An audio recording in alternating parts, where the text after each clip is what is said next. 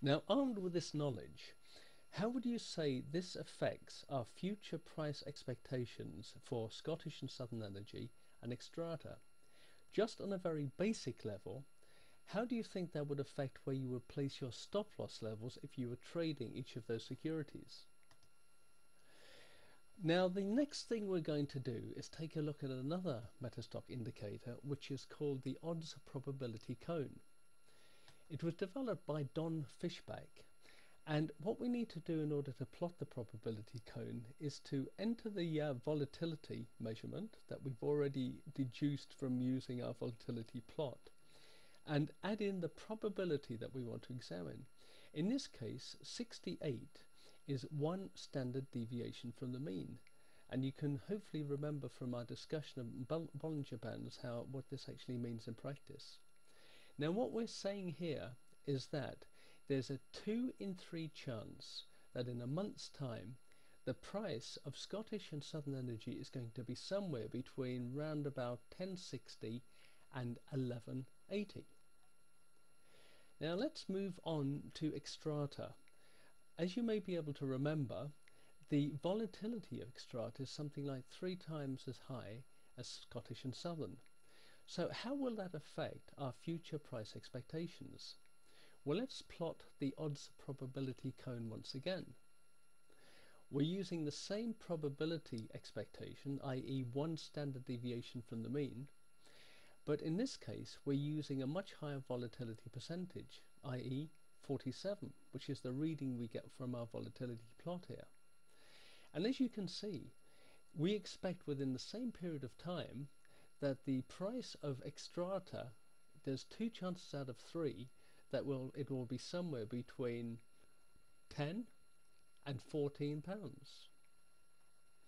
Now let's look at both of these stocks together.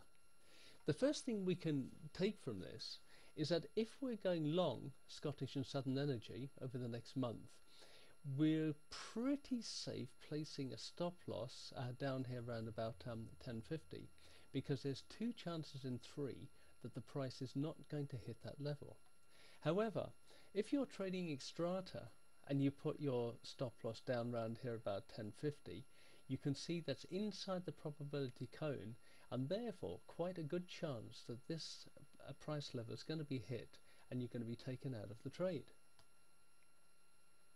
Another important concept when discussing volatility is a phenomenon whereby low volatility often precedes high volatility, and vice versa. Let's look at our Scottish and Southern graph once again with the Bollinger Bands plotted. As you can see, when we get a period of increased volatility, i.e. very large and sudden price moves, the distance between the Bollinger Bands increases, like here and here. Conversely, when the price moves into a tight trading range, i.e. volatility decreases, the gap between the Bollinger Bands lessen, such as here.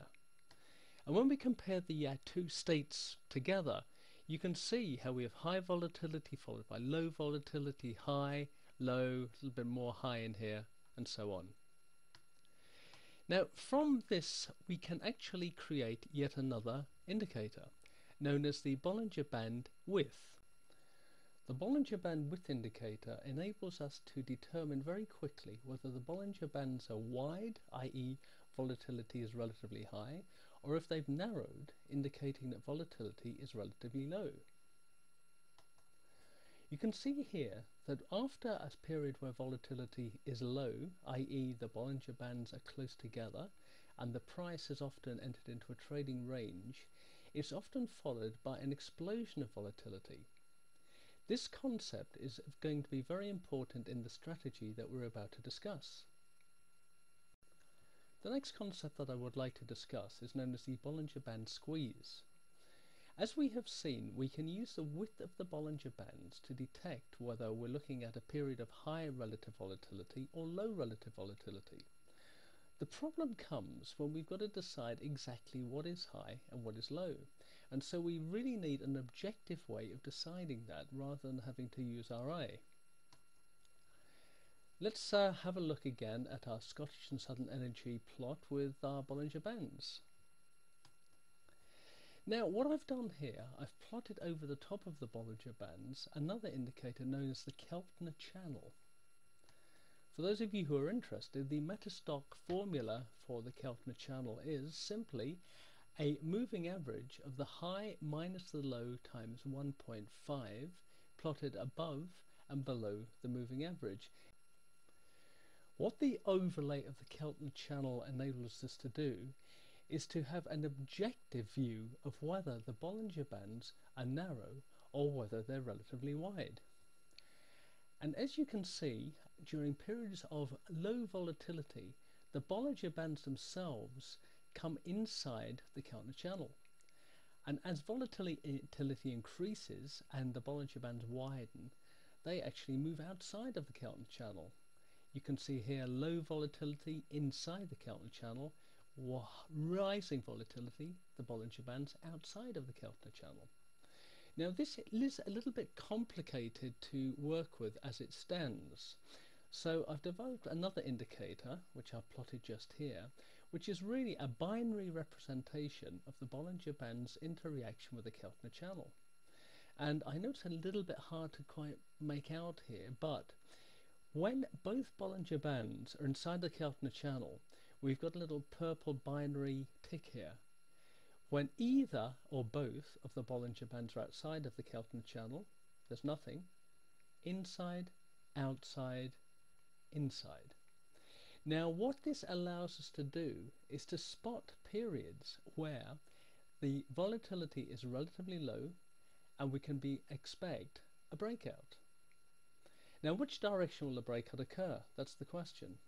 We can now add a momentum indicator which just plots really the tendency, i.e. which way a breakout is possibly likely to occur. This is a simple 12-day momentum oscillator. Now just because, as in this particular case, we see that momentum is to the downside, it doesn't necessarily mean that the breakout will be to the downside, but it's the direction that is probably most likely. We can now remove the Keltner channel and the Bollinger Bands in order to make our chart a lot more readable. We'll retain the binary Keltner-Bollinger indicator and also our momentum oscillator. The idea is that when we've been in a position where the Bollinger Bands have been inside the Keltner channel, i.e. we've got a purple tick here, once one of the Bollinger Bands goes outside of the Keltner channel, we're looking for a period of increased volatility and hopefully a breakout. Here are some examples here. It's not really too shabby. The breakout is pretty good in most cases.